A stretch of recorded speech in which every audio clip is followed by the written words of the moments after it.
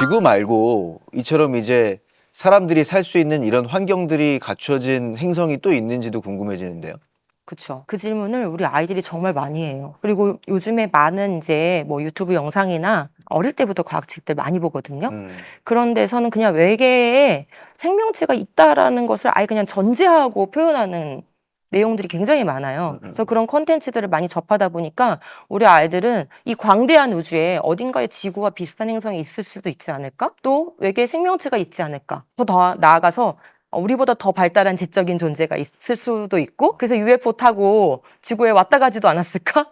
이런 이제 생각을 그냥 상상이 아니라 사실로 이렇게 여기는 그런 경우가 생각을 좀 많아요. 진지하게 하는 거예요? 진지하게 합니다. 진지하게. 아니 저희 어릴 때도 뭐 그런 생각은 하긴 했지만 뭐 그냥 지나가는 장난처럼 그렇게 생각을 했었는데. 그게 장난이 아닌 게요. 네. 1980년대부터 나사가 세티라는 프로젝트를 해왔어요. 음. 지금껏 하고 있습니다. 엄청난 세금을 들여서 외계인으로부터 어떤 신호가 오도록 그걸 감지하는 그런 프로젝트를 진행하고 있어요. 그러니까 나사의 진화론을 신봉하는 과학자들도 우주 어딘가에 생명체가, 그것도 지적인 생명체가 존재할 수 있다. 이런 이제 입장을 가지고 있다 보니까 아이들은 그것을 과학이라고 생각하는 거예요. 과학적 사실이라고 여기는 경우가 상당히 많아요. 그런데 그 문제는 생각보다 굉장히 쉬운 문제입니다.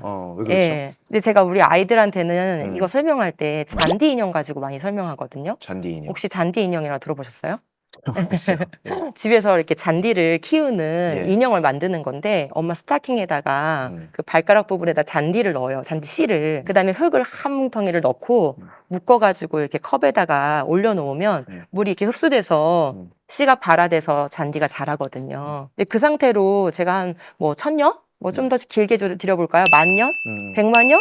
이렇게 두면은 그 위에서 잔디 인형이 이렇게 걸어서 나오겠죠. 우리가 이제 그 얘기를 드리면 아이들도 그렇고 어른들도 그렇고 당연히 안 된다라고 딱 얘기합니다. 그러면 지금 여기에는 산소도 있죠. 영양분도 있죠. 햇빛도 적당하죠. 온도도 적당하죠. 생명체가 살기 위한 모든 조건이 다 갖춰져 있는 거예요.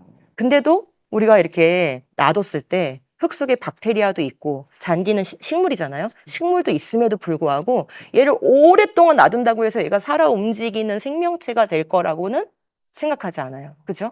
그럼 우리가 경험적으로 모두가 그것을 알고 있기 때문이에요. 반복적으로 확인되는 거, 그게 과학적 사실이거든요. 그런데 만약에 어느 행성에 물이 있는 것 같아.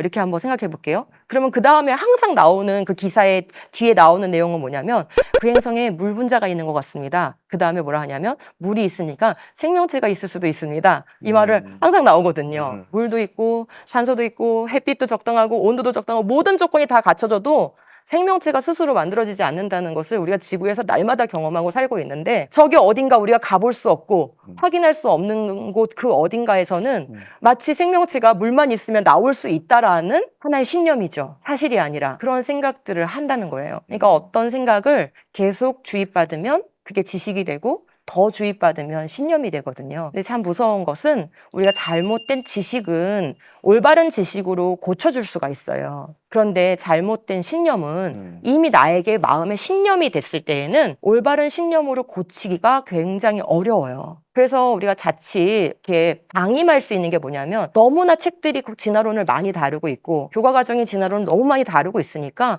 그냥 우리 아이들이 이런 책을 보면서 자라는 것을 그냥 자연스럽게 생각하는 거죠. 그리고 그거에 대해서 어떤 대응을 해줘야 된다라는 문제의식을 못 갖는 건데 그러면 안 되는 거예요, 사실은. 그 잘못된 지식들이 차곡차곡 쌓이면서 다른 가능성도 있겠구나. 이게 논리적으로 또 과학적으로 어떤 문제가 있겠구나라는 그런 어떤 도전적인 질문을 아이들한테 주거나 올바른 컨텐츠를 주지 않는 한 그것이 결국은 신념이 돼요. 그래서 그러지 않아, 그럴 수가 없어라는 얘기를 들었을 때 기분이 나빠져요. 우리가 잘못된 지식을 이렇게 건드려주면 그렇군요 하고 수긍할 수 있잖아요. 예. 그런데 신념을 딱 건들면요 사람이 누구나 기분이 나빠요. 이런 반감이 생기는 게 가장 큰 문제라고 할 수 있어요. 그래서 우리 교회 안에 보면은 제가 이제 강의를 다녀보면 이미 한 20% 정도 10%에서 20% 정도의 성도님들은 신념이 돼버렸네. 겉으로 티는 내지 않지만 예. 진화론에 대한 신념을 갖고 있어요. 왜냐면 너무 장기간 그것을 배웠고 또 과학 분야에 종사하시는 분들도 있고 환경이 그렇기 때문에 신념이 되어 있는 상태이기 때문에 그걸 건드리면은 기분이 언짢아지는 그런 느낌을 가질 수 있다는 거죠. 이제 결국에 이제 진화론적인 관점은 이제 생물이 스스로 생겨난다라는 요 관점을 이제 맞아요. 가지고 있는 건데 그쵸. 여기에 대해서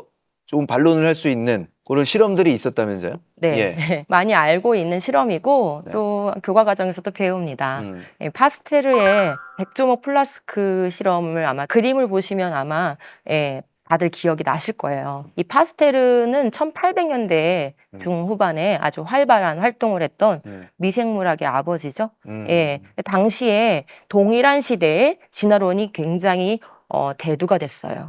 그러니까 이 파스테르는 진화론이 왕성하게 일어나는 시대에 진화론을 반박했던 그런 과학자예요. 그러면서도 굉장히 최첨단 과학을 했던 그런 훌륭한 과학자신데요.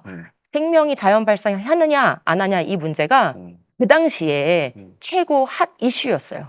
그래서 프랑스 아카데미가 이 문제에 대해서 설득력 있는 실험을 제시해라라는 이제 공표를 하게 되고 가장 설득력 있는 실험을 제시한 사람에게 대상을 주기로 했어요. 그때 이제 파스테르가 거기에 도전을 하게 됐는데요. 백조목 플라스크 실험을 설계를 해서 어떤 결과를 얻어냈냐면 이제 그 시절까지만 해도 이 공기 중에 박테리아가 있다는 걸 몰랐거든요. 우리는 지금 뭐 바이러스가 여기 있고 박테리아가 있다는 거 다 알잖아요. 예. 근데 그 시절까지 그거 확신을 하지 못했던 시절이에요. 예, 그런데 파스테르는 현미경을 통해서 미생물학을 연구했던 사람이기 때문에 그 부분을 확신을 갖고 있었어요. 그래서 여기 고기 국물에서 저절로 박테리아가 번성하게 된 게 아니라 공기 속에서 들어온 세균이 들어와서 번식한 거다. 라는 생각을 하게 됐고 그러면 공기는 들어오지만 공기 속에 있는 세균은 들어오지 못하게 하는 그런 장치를 고안하면 되겠구나 라는 것을 생각해서 정말 아주 절묘한 실험 장치를 고안하게 된 거예요. 공기는 들어오고 공기에 떠다니고 있는 이 박테리아들은 들어오지 못하고 그렇게 했더니 어떻게 됐을까요? 한 달, 두 달 네. 계속 방치해도 고기 국물이라고 얘기하면 이제 좀 어렵잖아요. 국, 그냥 국이라고 생각하세요. 국을 끓여놨는데 한 달, 두 달, 세 달 놔뒀는데 안 썩어. 아무 일도 안 일어나고 맑아요. 평상시에 우리 그런 일이 없죠. 그런데 파스테르의 실험 장치에서는 그렇게 된 거예요. 아무 일도 일어나지 않았어요. 그래서 이제 그 중에 몇 개의 플라스크 입구를 깨죠. 그러면 이제 깼으니까 공기와 함께 세균이 미생물이 들어가요. 같이 들어가죠. 예. 그러니까 일주일 만에 현미경을 관찰하니까 박테리아가 막 버글버글한 게 보인 거죠. 그러니까 여기서 중요한 결론이 얻어져요. 생물은 무생물로부터 나오는 게 아니라 생물이 외부로부터 유입되어야만 거기서 번식할 수 있는 거다. 그래서 이제 우리가 구별할 수 있는 단어가 발생이냐 번식이냐 이거죠. 네. 발생은 무생물로부터 생물이 나올 때 쓰는 말이에요. 근데 그건 실험적으로 관찰적으로 한 번도 과거에나 현재에나 일어난 일이 없습니다. 발생된 적이 없어요. 생물은 항상 번식하는 거예요. 번식하려면은 그 전 단계에 부모가 있어야 되죠. 모체가 있어야 되는 거죠. 네. 그래서 이미 생물이 존재했어야 생물이 번식할 수 있다. 그래서 생물은 생물로부터만 나온다. 그래서 생물 속생의 법칙 이렇게 네. 배우고 있습니다. 이 사실만으로도 무생물로부터 생물이 발생된다라는 것은 과학적으로 확인된, 증명된 사실이 아니라는 것을 알 수 있어요. 결국에 이제 박테리아가 생긴다는 말씀이 그 박테리아가 이제 생물을 예, 볼- 가장 단순한 생물로 예.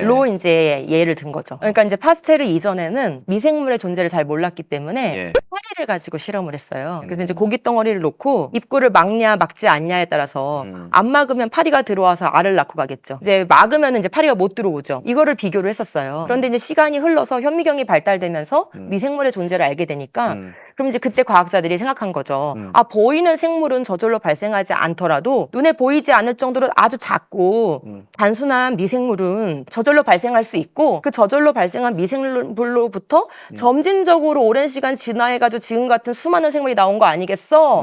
라는 이제 이론이 대두가 되니까 그럼 거기서 중요한 화두는 뭐냐면 그럼 미생물과 같은 정말 우리가 생각할 때 단순하다고 생각하는 그 단세포 하나로 이루어진 생물이 무생물로부터 나올 수 있느냐. 이게 이제 중요한 이슈가 됐던 그게 거죠. 이제 박테리아라는 말씀이신 그렇죠. 거죠? 그게 이제 박테리아, 이제 세균, 박테리아 같은 말이고, 그다음에 얘네들은 단세포로 이루어진 생물이에요. 세포 하나로 이루어진 네. 거. 예, 그러니까 단세포가 과연 저절로 나올 수 있느냐. 이게 이제 진화론에서 풀어야 되는 가장 큰 숙제죠. 왜냐면 거기부터 출발하는 거니까요. 진화론자들은 다인 때부터 뭘 주장해왔냐면 이 수많은 생물들이 하나의 세포로부터 다 나온 거다라고 주장하고 있고 지금도 그렇게 가르치고 있거든요. 그러니 이 하나의 단순한 세포 이게 어디서 어떻게 자연 발생됐느냐를 밝혀야지만 진화론이 증명이 되는 거예요. 근데 이것은 지금까지 한 번도 밝혀진 적이 없고 밝혀질 가능성도 없습니다.